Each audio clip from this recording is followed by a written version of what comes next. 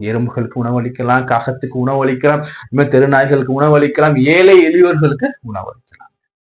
ஏழை எளியோர்களுக்கு உணவளிச்சு நம்ம அந்த அமாவாசை விரதத்தை நம்ம பூர்த்தி செய்யலாங்க. இது மாதிரி இந்த அமாவாசை விரதங்கள் நம்ம இல்லாம இருந்தா என்ன சார் நடக்கும்? சிம்பிளா சொல்றோம் பாருங்க.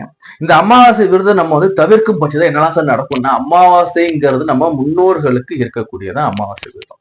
இன்னைக்கு நாம இருக்கோங்க, இதே ஒரு 100-200 ஆண்டுகளுக்கு பிறகு நம்ம முன்னோர்களா இருக்கும். நமக்கு நம்மளுடைய புள்ள அவனுக்கு போகும்போது நம்ம முன்னோர் ஆயிடும். நமக்கு முன்னோர் யாரு? நம்ம அப்பா, அவருக்கு முன்னோர் தாத்தா. சோ இப்படியே முன்னோர்களுக்கு நம்ம செய்யக்கூடிய ஒரு கடமை, முன்னோருக்கு செய்யக்கூடிய ஒரு மிக முக்கியமான கடமை கடன் வச்சுக்கோ. முன்னோருக்கு செய்யக்கூடிய கடமை மட்டுமல்ல, கடன் இருக்கு. ஏன்னா இருக்கும்போது நம்ம பெற்றோர் நம்ம பார்த்துக்கணும். அவங்க மறைந்த பிறகும் அவர்களுக்கு நம்ம செய்ய வேண்டிய திதி சிராத்தம் இந்த அமாவாசை நம்ம கரெக்டா செஞ்சு முடிச்சிடணும். இது பெற்றோர் கடன், பிதிர் கடன், அதே மாதிரி முன்னோர்களுக்கு செய்ய வேண்டிய நன்றி கடனுங்க. யாரெல்லாம் இந்த நன்றி கடனை சரியாக முடிக்கல, யாரெல்லாம் கடன் வச்சிருக்கீங்களோ உங்களுக்கு வாழ்க்கையில கடன் வரும். அது பொருளாதார கடனாகவும் இருக்கலாம், அல்லது பண வகையில வாங்கி நம்ம மாட்டிக்கொள்ளக்கூடிய கடனாகவும் இருக்கலாம். இறைவன் என்ன சொல்றாருன்னு பாத்தீங்கன்னா, பெற்றோருக்கு ஒருவன் செய்ய வேண்டிய கடன், அதாவது கடமைகளை யாரெல்லாம் செய்ய தவறுறாங்களோ அவர்கள் செய்யக்கூடிய பூஜைகளை நான் ஏற்க மாட்டேங்கிறாங்க அந்த இறைவன். அப்போ பெற்றோருக்கு செய்யக்கூடிய கடமைகளை நம்ம செய்யலையா? நிச்சயமாக சொல்றோம்.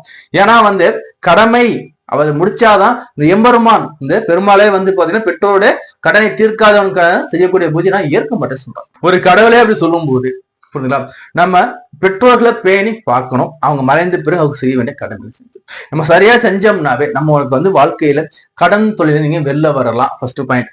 ரெண்டாவது பாத்தீங்கன்னா ஜாதகத்துல பித்ரு தோஷத்துல நீங்க வெளிப்படலாம். ஜாதகத்திலையும் காட்டுங்க, அது சனியோட சூரியனோ அல்லது கேது இன்னும் நிறைய அமைப்புகள்லாம் இருக்கு. சோ அது மூலியமாக உங்களுக்கு பாத்தீங்கன்னா இந்த பித்ரு தோஷங்கிறது ரொம்ப வெளிப்படுங்க. இந்த பித்ரு தோஷம் என்ன சார் நடக்கும்னா, திருமண தடை, பொருளாதார தடை, வேலை இல்ல, வேலை கிடைக்கல, பெரிய சிக்கலா இருக்கு, புகழ் கிடைக்க மாட்டேங்குது, சம்பாத்தியம் இல்ல, கடன் தொல்லையா இருக்கு, புத்திர பாக்கியம், எக்கச்சக்கமான பிரச்சனை கொண்டு வந்து.